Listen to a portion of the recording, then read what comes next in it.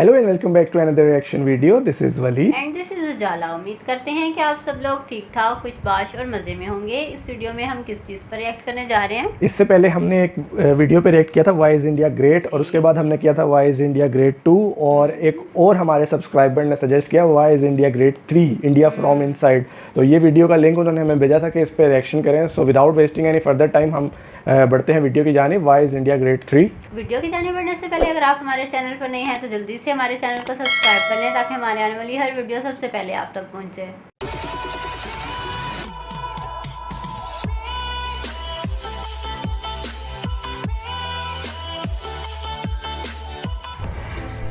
India, Bharat, Hindustan, नाम सुनकर ही हर भारतीय का सीना गर्व से चौड़ा हो उठता है. और अगर आप एक सच्चे भारतीय हैं तो आप सभी को मेरा नमस्कार. मेरा भारत महान सब बोलते हैं, पर क्यों महान ये कुछ ही लोगों को पता है. आज मैं आपको अपने महान देश की महानता के बारे में बताने जा रहा हूँ. इस देश का अपना अलग ही गौरवशाली इतिहास रहा है. प्राचीन सिंधु घाटी सभ्यता और बड़े बड़े साम्राज्यों का विकास स्थान रहे भारतीय उपमहाद्वीप को इसके सांस्कृतिक और आर्थिक सफलता के लंबे इतिहास के लिए जाना जाता रहा है. भारत नाम एक प्राचीन सम्राट भरत, जिनकी कथा श्रीमद् भागवत महापुराण में भी है, उन्हीं के नाम से लिया गया है. हिंदुस्तान, जिसका अर्थ है हिंद की भूमि, यह नाम विशेषकर अरब ईरान में प्रचलित हुआ. ईरान से आए आक्रमणकारी स का उच्चारण ह से किया करते थे. इस प्रकार उन्होंने सिंधु को हिंदू कहा और भविष्य में आगे चलकर इसका नाम हिंदुस्तान पड़ा. लगभग 10 करोड़ वर्ष पहले भारत एक द्वीप था. तब धरती पर डायनासोर घुमा करते थे. मौजूदा भारत का एक बड़ा हिस्सा कभी एक द्वीप हुआ करता था. कहते हैं कि गोंडवाना लैंड नाम से एक विशाल और प्राचीन महाद्वीप से अलग होकर भारत अस्तित्व में आया था. अब ये तो हो गई भारत की अस्तित्व की बातें. अब बात करते हैं इसकी महानता के बारे में.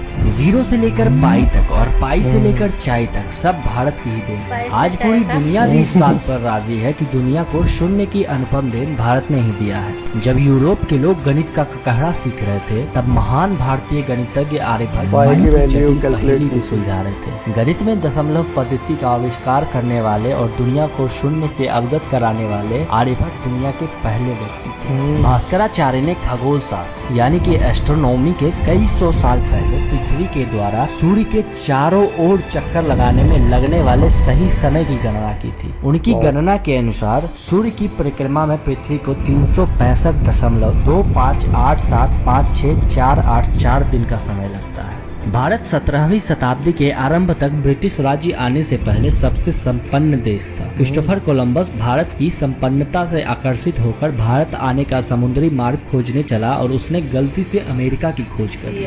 आजकल के लोग अपनी सुंदरता को लेकर बहुत चिंतित रहते हैं, और जिसके पास धन है वो सुंदर बनने के लिए प्लास्टिक सर्जरी तक भी करवाता है. पर क्या आपको पता है कि प्लास्टिक सर्जरी का आविष्कार भारत में ही हुआ था? सुश्रुत को फादर ऑफ सर्जिकल मेडिसिन माना जाता है. लगभग 2600 वर्ष पहले सुश्रुत और उनके सहयोगियों ने कैटरैक्ट, प्रोस्टेट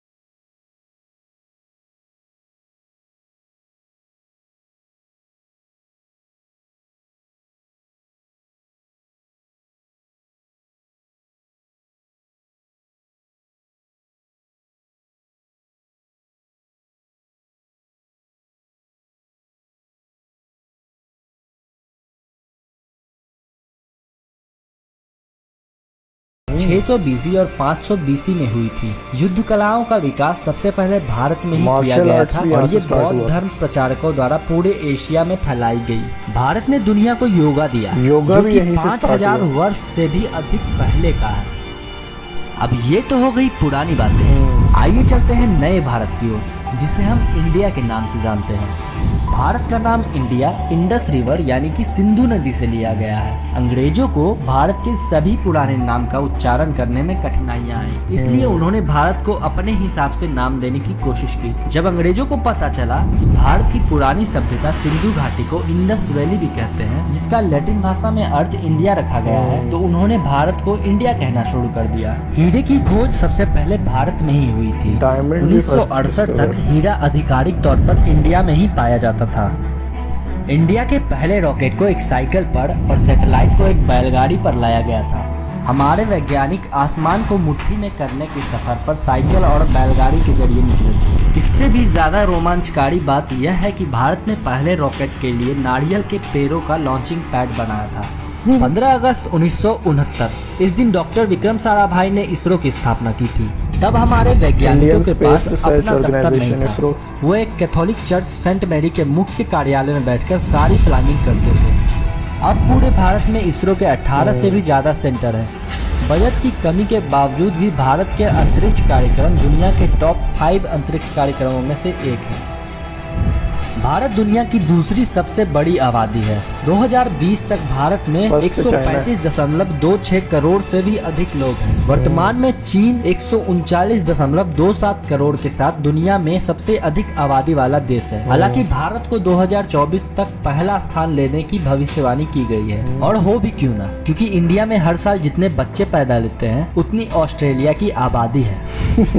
दुनिया भर में सबसे ज्यादा मस्जिदें भारत में ही हैं, जिसकी संख्या लगभग 3 लाख से भी अधिक है। जो मसाजिद है ना, गाय हमारी माता है, बचपन से ही हमें बताया गया है। और आज भारत दुनिया में दूध का सबसे बड़ा उत्पादक है। यहाँ सालाना लगभग 187 मिलियन मैट्रिक टन दूध का उत्पादन होता है। आज भारत की अर्थव्यवस्था विश्व की तीसरी सबसे बड़ी अर्थव्यवस्था है।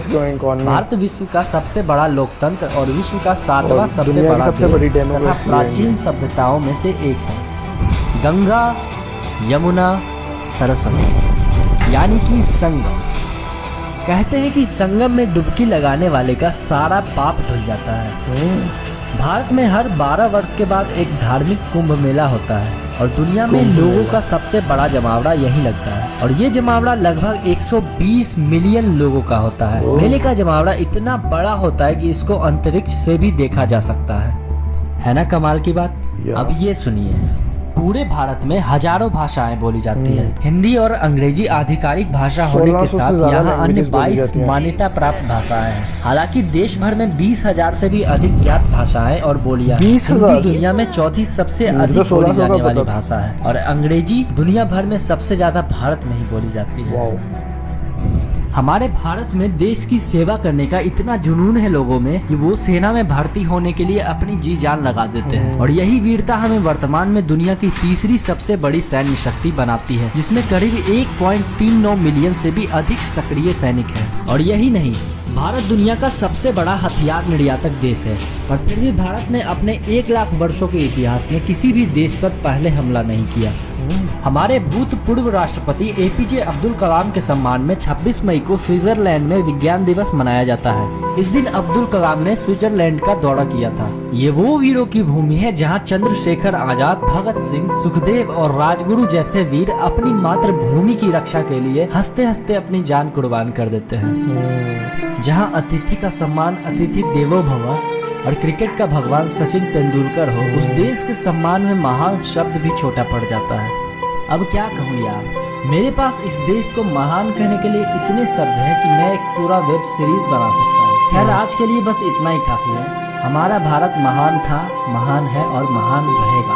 अगर वीडियो पसंद आया हो तो प्लीज लाइक कर देना, अपने दोस्तों को भी जरूर शेयर करना और कमेंट में जरूर बताना कि आपको ये वीडियो कैसा लगा। और ऐसे और भी वीडियोस देखना चाहते हो तो प्लीज चैनल को सब्सक्राइब कर देना। तो चलिए फिर मिलते हैं नई वीडियो के साथ। जय हिंद, मेरा भारत। Very nice video.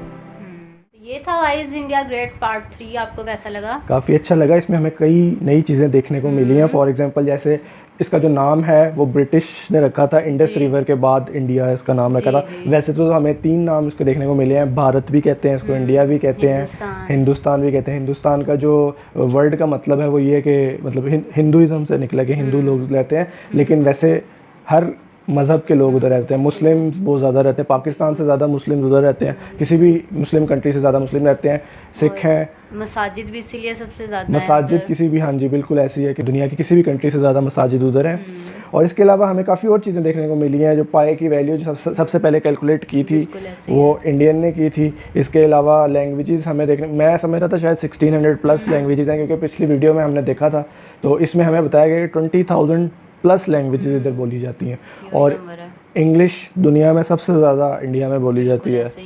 और इसरो जो है इंडियन स्पेस रिसर्च ऑर्गेनाइजेशन, वो भी इधर है, जो काफ़ी एडवांस है टेक्नोलॉजी के लिहाज से। पॉपुलेशन जो है वो इंडिया की वो 2nd लार्जेस्ट है, फर्स्ट पे चाइना है। और ये कह रहे हैं कि 2024-25 के आसपास ये क्रॉस कर जाएगी चाइना को भी।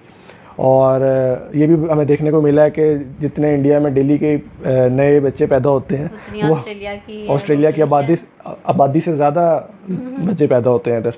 मिल्क एक्सपोर्टर जो है ये लार्जेस्ट मिल्क एक्सपोर्टर है दुनिया का। फास्टेस्ट ग्रोइंग इकॉनमी है। अलजेब्रा, पाइथागोरस थ्योरम और कैलकुलस भी है वो इधर इन्वेंट हुआ था। स्टूडेंट्स की लाइफ थोड़ी मुश्किल हो गई है उसकी वजह से, लेकिन इधर अच्छी चीज़ है, एक साइंस के लिहाज से, मैथमेटिक्स के लिहाज से अच्छी चीज़ है जो इधर स्टार्ट हुई थी। योगा की जो इन्वेंशन है वो भी यहाँ से हुई थी। मार्शल आर्ट्स यहाँ से स्टार्ट हुआ था इंडिया से। प्लास्टिक सर्जरी जो बता रहे थे लोग खूबसूरती के लिए प्लास्टिक सर्जरी करवाते हैं, 7th सेंचुरी में फर्स्ट टाइम इंडिया। नजर आना किसको पसंद नहीं होता। बिल्कुल ऐसी है। और ये 7th सेंचुरी में हुआ था स्टार्ट इंडिया से। ब्रेन सर्जरी यहाँ से स्टार्ट हुई थी। एक हमें मेला देखने को मिला, कुंभ का मेला, काफ़ी फेमस है ये। और वीडियो में हमें बताया गया कि इतना रश होता है कि अगर आप स्पेस से भी देखना चाहें तो वो आपको स्पॉट नज़र आ जाएगी कि इतने लोग उधर आते हैं कुंभ के मेले में। फर्स्ट मिसाइल हमें देखने को मिला इधर, जो इन्होंने ट्रांसपोर्ट किया था वो बाईसाइकिल पे किया था, लेकिन अब वो इतना एडवांस हो गया है कि मतलब इसरो जैसे और काफ़ी अच्छी इधर कंपनीज़ बन गई हैं टेक्नोलॉजी के लिहाज से। और फर्स्ट लॉन्च पैड जो है मिसाइल का वो कोकोनट ट्री पे हुआ था इधर। तो ये काफ़ी पुरानी बात है, लेकिन अब काफ़ी एडवांस हो गया इंडिया। तो हमें तो काफ़ी अच्छा लगा ये चीज़ें जान के। आप लोग बताइएगा ये वीडियो आपको कैसी लगी और नेक्स्ट हमें किस चीज़ को एक्सप्लोर करना चाहिए। ये थी आज की रिएक्शन वीडियो। अगर वीडियो पसंद आए तो वीडियो को लाइक करें और चैनल को सब्सक्राइब करें। मिलते हैं नेक्स्ट वीडियो में।